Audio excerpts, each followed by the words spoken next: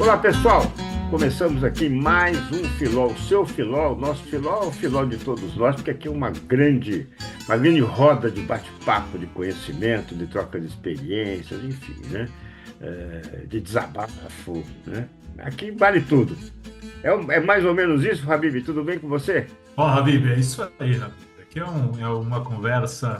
É o nosso filó, né, Habib? É uma conversa boa, com amigos, então é bem gostoso, né, Habib? Não Com tem. certeza. É um pouco de tudo. Você já conhece o que é Habib, né? Que é querido em árabe, né? Então, como nós Querido, dois né? somos, né, descendentes de árabes, a gente se chama de Habib carinhosamente. E hoje, nossa senhora, hoje estamos com um papo aqui que, olha, pelo que eu conheci um pouco ainda, porque quem vai contar a verdadeira história é ele, né, o nosso convidado, eu fiquei encantado de ver, né, a transição de carreira e tudo mais, com grandes experiências para contar. Quem é que a gente recebe hoje aqui, Habib? Hoje que a gente recebe a Habib é o João Abelha, CEO do Teira Home. Eu tive o prazer de conhecer o João na época que eu atuava ainda como advogado no setor imobiliário. E a gente bateu um papo lá no escritório em que eu trabalhava Muito e a bom. gente conversou bastante sobre as iniciativas dele. E eu falei, Habib, esse cara é um cara que a gente tem que trazer aqui para conhecer a história, vale muito a pena. É Muito isso aí, obrigado. bem-vindo. Não tenha dúvida. João Abelha, que alegria tê-lo aqui. Olha, ficamos encantados, realmente, encantados de conhecer superficialmente ainda, né, tua trajetória, justamente como eu disse, né, porque teve reinvenção de carreira, de trajetória e tudo mais, na área imobiliária, inclusive um dos meus mais recentes biografados é dessa área, né? O doutor Emílio Calas, do Grupo Calas, um grande construtor, um grande incorporador e tudo mais. Então, seja muito bem-vindo, João. Portas abertas aqui, e puxa a sua cadeira e vamos bater esse papo. Tudo bem contigo, João? Muito bem, em primeiro lugar, naturalmente, que vos quero agradecer essa simpatia e essa introdução.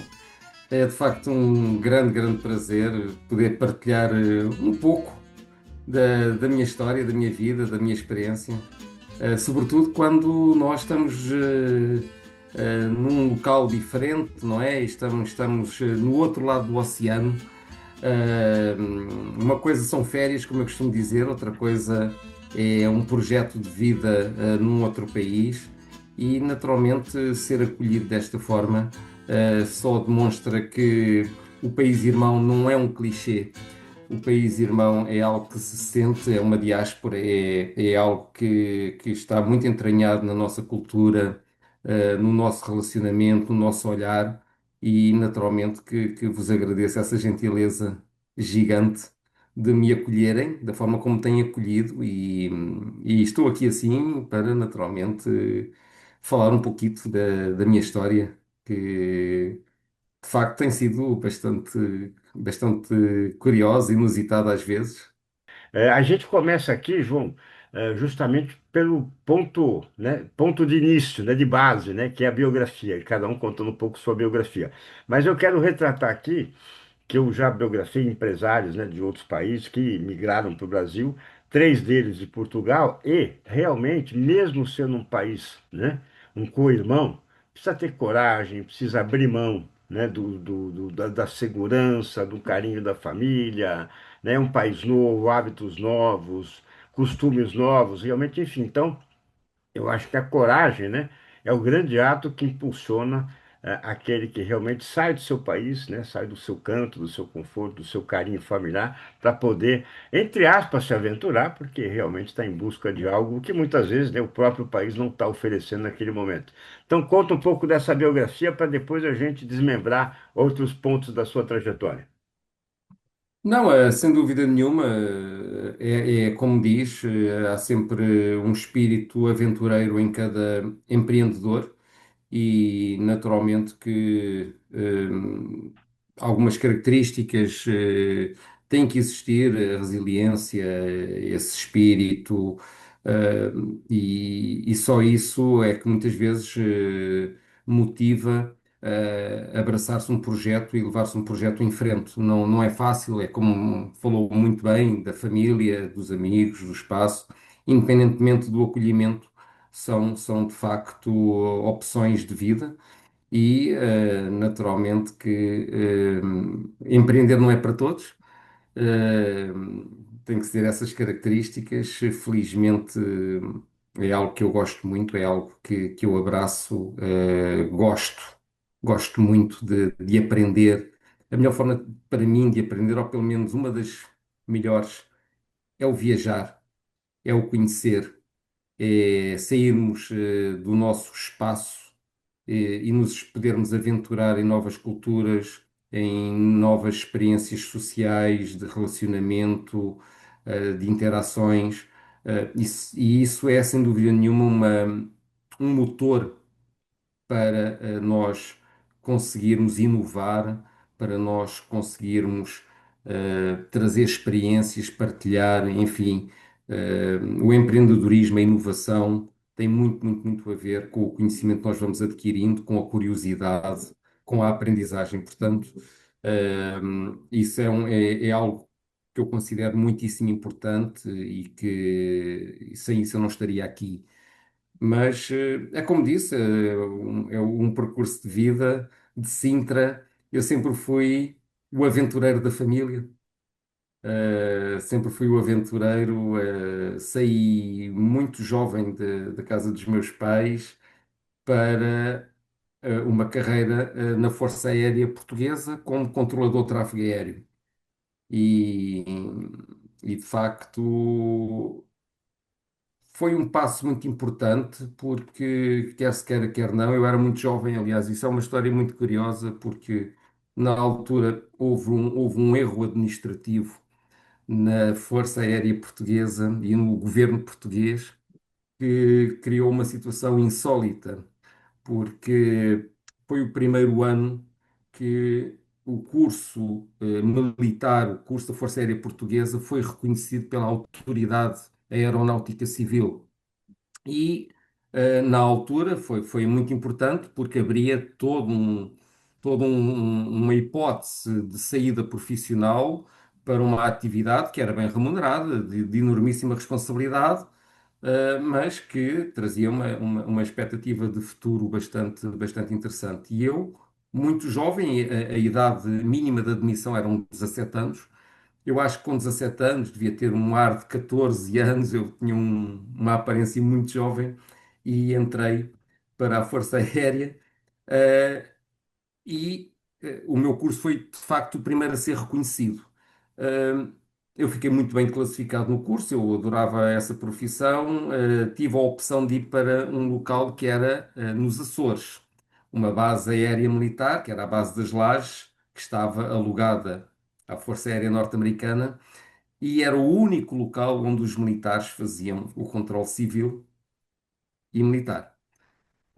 Acontece que ao fim de 2 anos já eu era um controlador de torre certificado pela autoridade civil norte-americana e portuguesa, quando um responsável olhou para mim e disse: Mas tu tens um ar tão jovem, como é que tu és controlador? Mas que idade é que tens? E eu disse: Não, eu tenho 19 anos. E ele: 19 anos?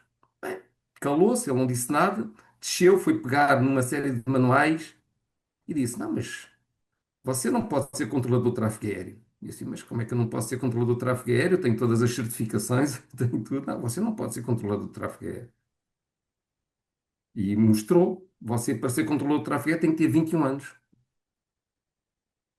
Uau. Bem, vocês não estão a imaginar o problema que isso gerou na aeronáutica civil, porque eu estava efetivamente e tecnicamente qualificado, mas gerou uma grande complicação porque tinha havido um erro administrativo e não tinham colocado de facto o limite da idade, e então costumavam zoar comigo, dizendo que eu era o controlador aéreo mais novo do mundo por um erro administrativo. E então, mas isso foi muito interessante porque de facto era uma profissão de enormíssima responsabilidade, eh, muito rigorosa e, e no fundo todo esse meu trabalho na aviação, nessa tecnologia, no atendimento, ensinou-me muitas coisas sobre logística, precisão, empatia, o valor do tempo e, e acho que, no fundo, toda essa experiência se uniu, e levou-me a ser uma pessoa muito exploradora. E eu sempre quis criar algo que transformasse as experiências, algo que fosse inovação. Nunca me consegui contentar com o normal. Ótimo. Sempre tive uma grande ânsia de criar coisas novas, coisas que não existissem, eh, ideias. E para mim a maior frustração era quando eu pensava que criava alguma coisa e estudava e descobria que já existia. E então isso era quase um desafio, era quase assim, tipo, falhaste, tens que encontrar outra ideia, tens que resolver outro problema. Eu me lembro de um dos meus biografados, foi Armindo Dias, português, como eu falei antes de iniciar o programa aqui com o João. João, ele me disse o seguinte, né, que as forças militares eram uma opção importante de carreira, né, para o jovem Sim, português, né, sim, porque na época ou se tinha um trabalho no campo ou, né, muitas vezes o governo absorvia a mão de obra, né.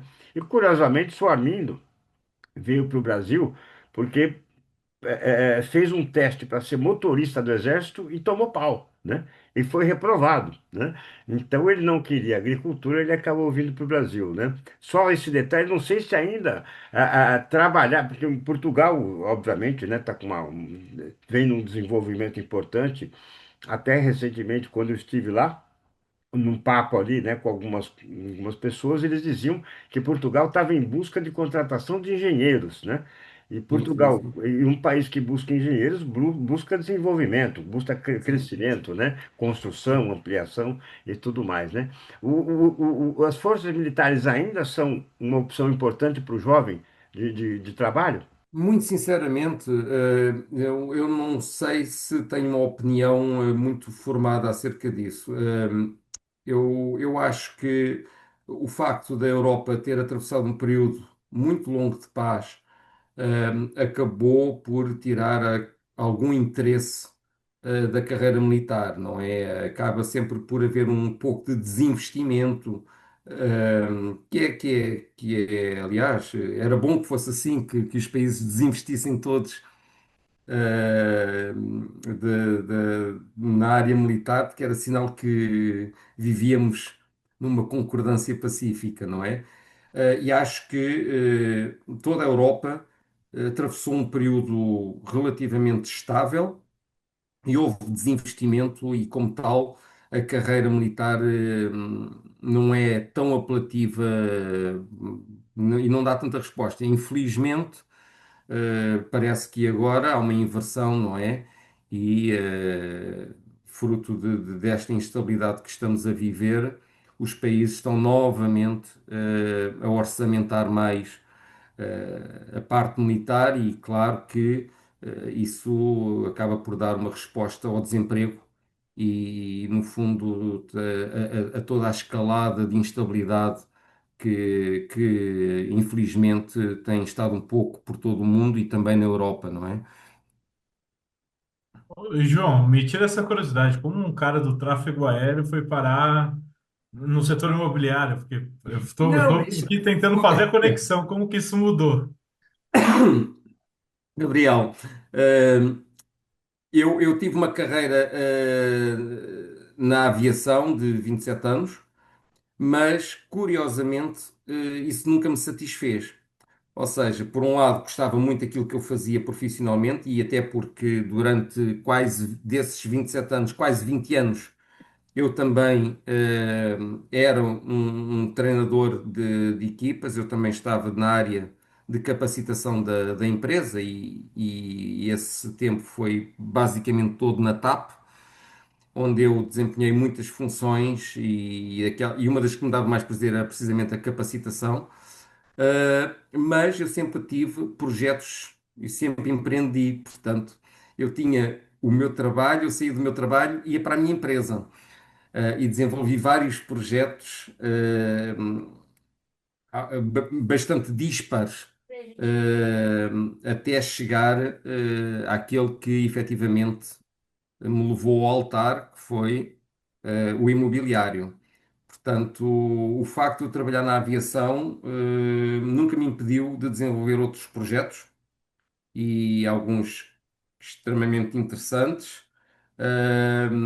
e com alguma projeção, até que de facto em 2011, eh, na altura com a minha companheira, nós desenvolvemos aquele que viria a ser o spark, a faísca, a semente do Data Home.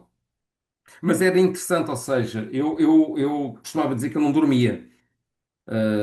Eu saía de um trabalho, ia para o outro a correr e dava-me um prazer gigante, dava-me um prazer gigante porque efetivamente estava a fazer algo que eu achava que era importante, que era transformador.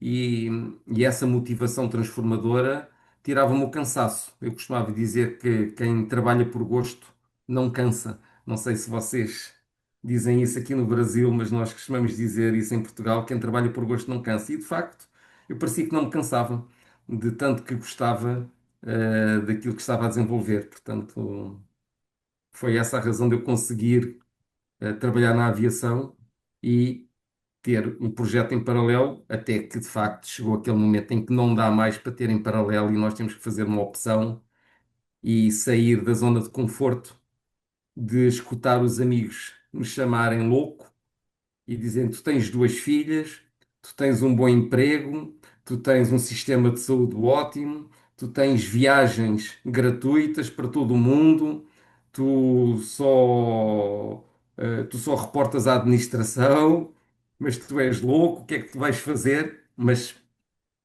quando o apelo, de facto é grande por algo que nós gostamos, que nós vibramos, não há argumento que consiga parar isso.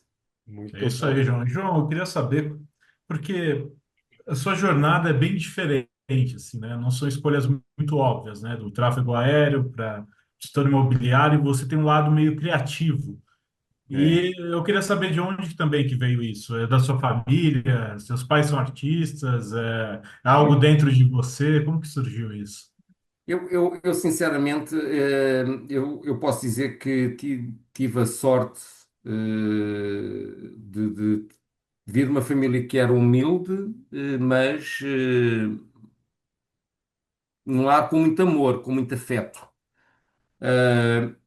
E tive uma educação muitíssimo esmerada, por força de algumas circunstâncias relacionadas com a minha mãe, que em Sintra havia de facto uma grande concentração da aristocracia europeia e da monarquia europeia. Isso, aliás, vê-se em todos os palacetes. eh, Era de facto uma vida muito vibrante a esse nível, e minha mãe fazia parte desse circuito, e como tal eu tive uma educação eh, que me levava a frequentar esses locais, essas festas, e então acabei por ter uma educação muitíssimo esmerada, com muita etiqueta, enfim, com coisas que hoje em dia já não se ensinam, mas que naquela altura eram de facto centrais. Ah, e eu sempre fui uma criança um pouco diferente. Ah, eu tive, infelizmente, um irmão que faleceu com 11 anos, e durante um ano que ele teve hospitalizado, a minha mãe saía muito cedo para cuidar dele. E não havia televisão, não é? Na altura, a televisão começava ao final do dia. Portanto, não tínhamos muito pouca coisa para nos entreter. E eu tinha muitos livros em casa, muitos livros. E eu adorava ler. E acho que, sei lá, o que efetivamente mudou a minha cabeça foi eu começar a ler e apaixonar-me pela leitura. E não era muito comum uma criança de 7 anos ler Leão Tolstói, ler Victor Hugo, Os Miseráveis, e E eu devorava tudo, desde Honoré de Balzac, a essa de Queiroz, enfim, era tudo aquilo que me aparecia à frente, eu devorava. Uh, Curiosamente, comecei a ler os grandes clássicos da literatura antes de outros bem mais leves, como Jorge Amado, como Os Meninos do Engenho e outras obras que eram mais leves. eu comecei pelas mais pesadas com 7 anos. Então eu acho que isso foi o motor. Eu não conseguia lidar, por exemplo, com as crianças da minha idade porque eu achava que eram muito desinteressantes. E eu gostava era de estar com os adultos, eu gostava era de participar nas conversas sobre política, sobre economia. Chamavam-me o sabichão, era um termo que normalmente se dizia às crianças: tu és um sabichão, porque pensas que sabes tudo, mas eu efetivamente eu lia que nem um desalmado. E isso de facto acho que foi o motor que estimulou a minha curiosidade em saber sempre mais, em aprender. Eu gosto muito de me qualificar como um eterno ignorante. Porque quanto mais eu aprendo, mais noção tenho do que não sei. Não tenha dúvida. Inclusive, um dos grandes gênios da criação, Petit, né, da agência DPZ, dizia, né, que eu todo dia acordo burro e durmo mais inteligente, né, justamente por aquilo que eu vivi naquele dia, né, por novos conceitos, enfim, né, novos aprendizados. Agora, você falou algo muito interessante, realmente quem já fez transição de carreira sente isso, né? Eu até costumo brincar nas palestras que quando a gente quer abalar um sonho, a gente pergunta para um amigo o que ele acha, né? E quando quer destruir, pergunta para cinco, né? Porque os cinco vão, você é louco, você vai mudar, não sei o quê e tudo mais. Mas tem um tal do incômodo que realmente faz a gente, né? E certamente que muitas pessoas que estão acompanhando o nosso programa estão sentindo esse momento de uma infelicidade profissional, né? Desejando algo, mas muitas vezes temendo, né? Aquela mudança. Agora você realmente, né, criou algo, né, fantástico, né? Que é o marketplace de imóveis de luxo, o Data Home. Explica um pouquinho para a gente, então, João, esse modelo de negócio que você desenvolveu, né? E como Enfim, dentro da aplicabilidade isso ocorre. enfim, o Data Home nasce de facto de uma experiência que aconteceu em Portugal. Portanto, eu em 2011, 2012, criámos uma empresa que era basicamente uma brincadeira, uma experiência familiar.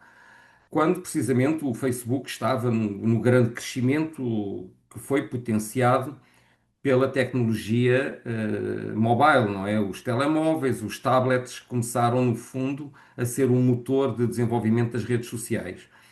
E na altura, eu e a minha companheira, que tínhamos vivido uma história muito interessante e gostávamos muito de escrever, nós achávamos que o imobiliário se tinha que ver de uma forma diferente. Que as redes sociais vinham mudar o mundo, vinham colocar em causa paradigmas que estavam entranhados, mas que tudo isso iria ser colocado em causa. E nós olhámos o imobiliário numa outra perspectiva e criámos, na altura, uma empresa que tinha um nome que era Arrendar com Paixão. Arrendar é locação, em Portugal nós não dizemos locação, nós dizemos arrendar, porque Portugal tinha saído de uma crise financeira, ou estava ainda numa crise financeira muito complexa, com uma intervenção do FMI, do Fundo Monetário Internacional. Os bancos cortaram o crédito, não havia crédito bancário em Portugal e houve uma explosão do mercado de locação. E nós, na altura, dissemos: não, nós vamos fazer uma imobiliária, mas vamos fazer uma imobiliária completamente diferente. Vamos fazer uma imobiliária no Facebook, mas onde as casas vão falar na primeira pessoa. As casas vão, baseado na letra de uma canção, elas vão ter um texto criativo e vão procurar o seu amor. Isto acompanhado de fotografia profissional com algumas notas temáticas emocionais.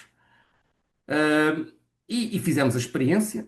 Lembro muito bem de estarmos a fazer a primeira publicação, um texto criativo da casa à procura do seu amor, baseado na letra de uma canção, tudo muito lindo, tudo perfeito.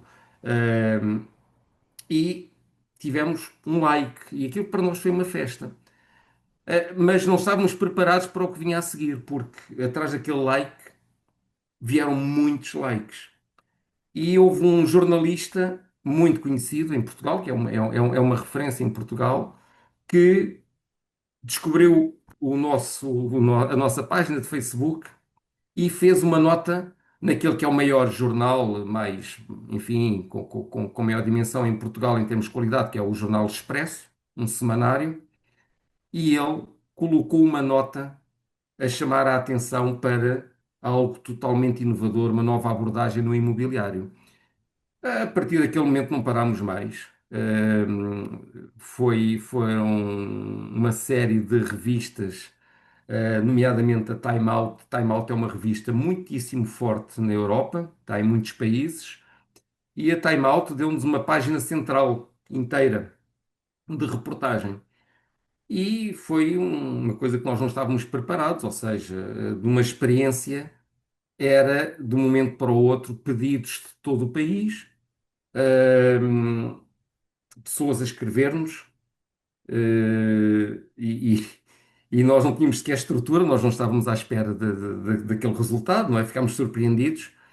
O modelo era muito interessante, nós de facto brincávamos muito com as emoções, criávamos os blind dates, as cartas de amor, o speed date. O speed date era uma casa que estava abaixo do preço e então a pessoa tinha que ser rápida para conquistar aquela casa, porque senão ela ia para outro amor.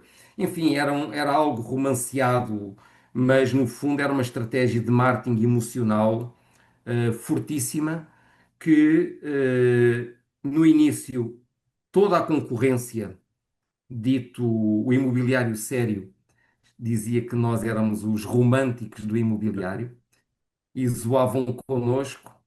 Em 2014 tínhamos 264 mil seguidores, tínhamos os headquarters do Facebook a contactar-nos a perguntar o que é que nós estávamos a fazer em Portugal, porque éramos uma das maiores plataformas do mundo dentro do imobiliário. Fizemos algo novo. Eu criei na altura um modelo de franqueado dentro do Facebook, ou seja, licenciei páginas com manual, como se fosse uma empresa franqueada, com modelos de treinamento, com tudo, eh, e licenciei em várias cidades. Isso criou um efeito de dinâmica e de interação incrível e fez-nos crescer de uma forma exponencial e daí, claro, o Facebook quis perceber porque é que um país com 3,5 milhões de registados tinha uma plataforma com 264 mil seguidores. E isso foi a semente de facto para o Data Home. Foi esse experimento onde passámos de românticos do imobiliário para líderes do marketing de conteúdos, para pioneiros do marketing de conteúdos e, curiosamente, as grandes empresas como a KW, a Remax, que são empresas fortíssimas, a Remax deve ser a maior empresa do mundo, começaram todos a alterar os slogans, os taglines, a romantizar a sua apresentação, porque no momento da decisão é de facto o lado emocional que conta e as empresas não estavam habituadas a olhar a decisão emocional no imobiliário. Para a maior parte das pessoas, o imobiliário era um mundo cinzento, um mundo de investimento, um mundo sem paixão, um mundo onde as paredes não tinham alma e nós provámos que afinal era o oposto, que o imobiliário é um mundo de emoções, é um mundo que tem alma e que as casas têm uma história. Muito interessante, hein? Porque realmente, né, Habib, o mundo imobiliário, assim, a recorrência de compra não é tão. Ela é longa, né? E muitas vezes nem acontece, né? Quem comprou imóvel, muitas vezes, né, não vai comprar um outro na sequência, ou não vai trocar, enfim, né? Então, realmente, e o João, Habib, ele fez uma declaração muito interessante, né? Que muitos analistas dão 10 anos no máximo para a extinção dos agentes imobiliários. E ele disse, né? Cabe a nós encontrar com criatividade as soluções para que tal situação não aconteça. Acho que ele está fazendo certinho, né? Ele tá realmente enganando esses analistas que deram 10 anos, né, para Eu não estimativa. acredito nisso, não acredito nisso. Aliás, estive num evento o ano passado onde esteve um dos grandes nomes mundiais do imobiliário e onde, ao contrário de algumas expectativas, e se nós encararmos o mercado americano como um mercado de referência a nível mundial, é um mercado bastante maduro em termos do negócio imobiliário, da indústria imobiliária. Os índices de participação dos corretores continuam a aumentar. Atingem nos Estados Unidos faixas que 84% na transação imobiliária. Ou seja, de alguma forma isso prova que vai haver, ou está já a haver, um ajustamento da tecnologia ao imobiliário, mas numa perspectiva de ferramenta e não de substituição.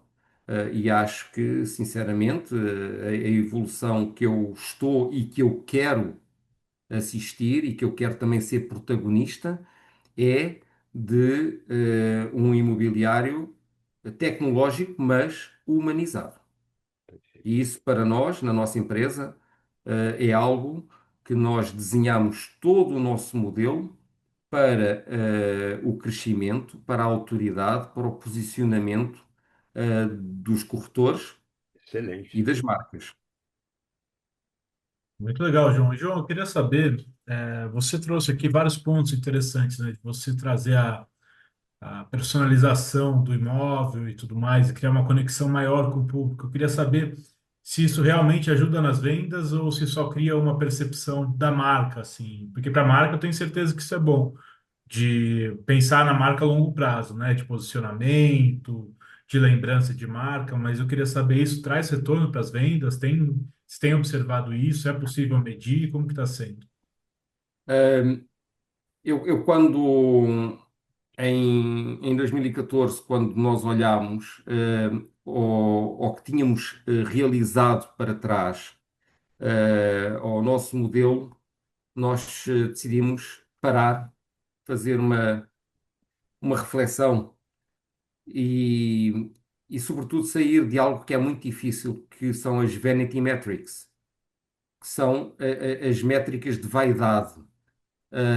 Porque uma coisa é nós aparecermos na TV, darmos entrevistas, escrevermos, outra coisa são os resultados financeiros.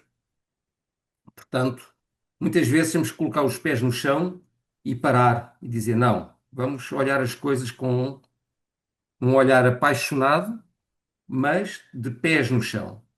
E foi isso que aconteceu. Serviu aquele período e o sucesso do modelo que nós tínhamos desenvolvido para uma coisa, para nós percebermos o que é que faltava no mercado. E o que é que faltava no mercado que as redes sociais trouxeram? Segmentação. Durante a primeira empresa que, no fundo, digitalizou os jornais foi o Realtor.com nos Estados Unidos. Isto foi cerca de 33, 34 anos.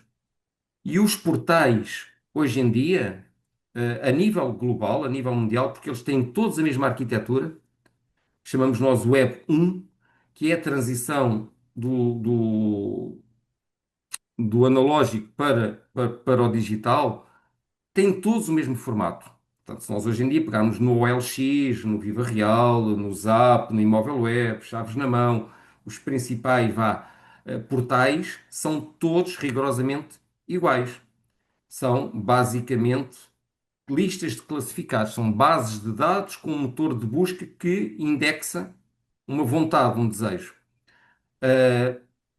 E isso foi o que nós percebemos, assim, então, mas se as redes sociais nos dão o poder de segmentar, se o Google segmenta cada perfil, aquilo que eu recebo não é o mesmo que o Elias recebe, que o Gabriel recebe, portanto, nós vivemos isso, mas por que razão é que isso não acontece no imobiliário? E foi quando nós decidimos algo que é muito importante e que é crucial. É trabalhar o nicho. Especializar-nos no nicho. Foi o que fizemos.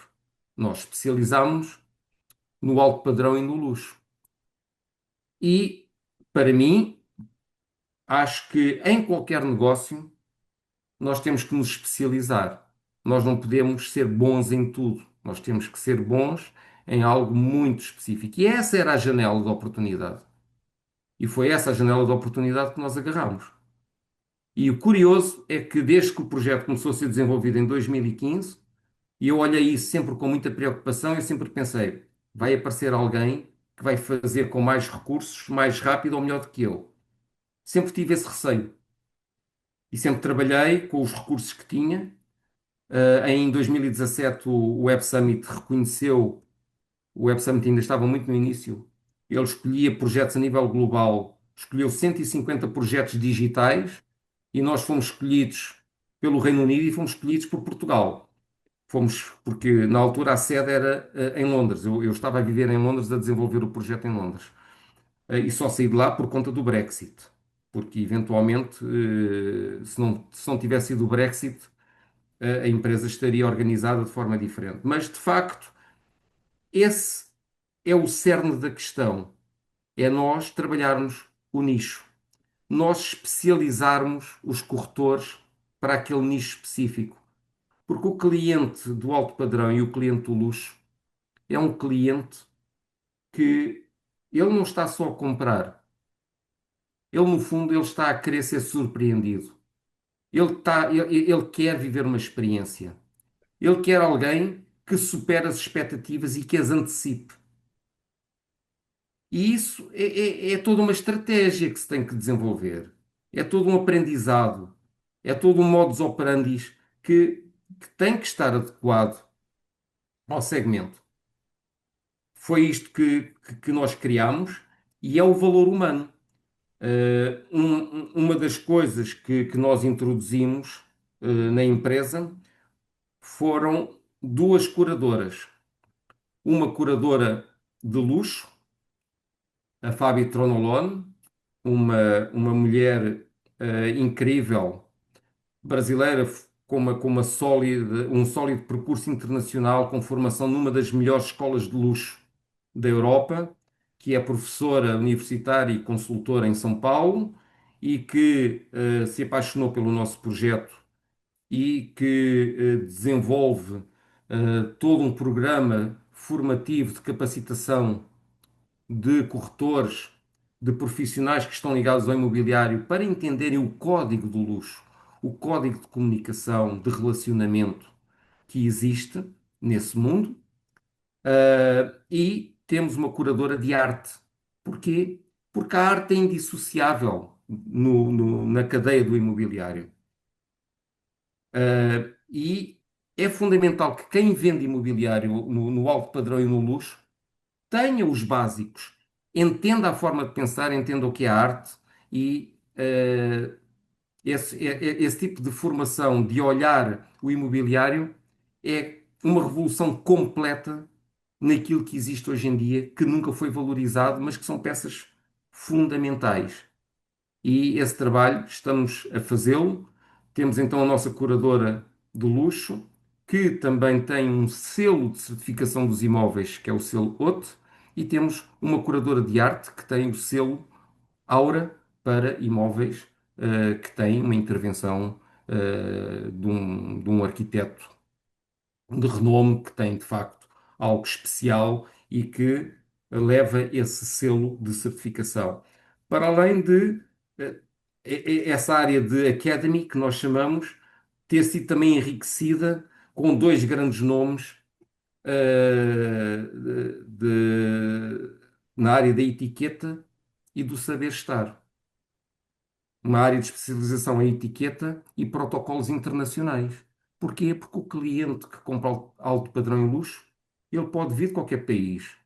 E o protocolo de atendimento de um cliente que vem do Oriente Médio, que vem da Ásia, que vem da Europa, dos Estados Unidos, são protocolos de relacionamento diferentes. E então a nossa empresa olha a todos esses aspectos dentro deste ecossistema para que a experiência do cliente seja de facto uma experiência adequada ao segmento. Sensacional, João. João, muito bacana, muito gostoso de saber, muito legal de saber a sua história. e da Deira Home. E eu queria saber se você tem alguma mensagem final para os nossos ouvintes. Eu acho que a mensagem final é que é, no caso do imobiliário, não é? O luxo não está no que brilha, mas naquilo que está na nossa alma, não é? E que quando nós temos um projeto, nós temos que colocar a verdade, temos que colocar a emoção, não ter medo de ser disruptivo, não ter medo de romper com modelos, porque no final o que se conquista, não é o que se vende, mas sim aquilo que nós fazemos sentir. Portanto, acho que é o que eu posso dizer, como final, é este apelo, é que de facto nós vivemos muito de emoções.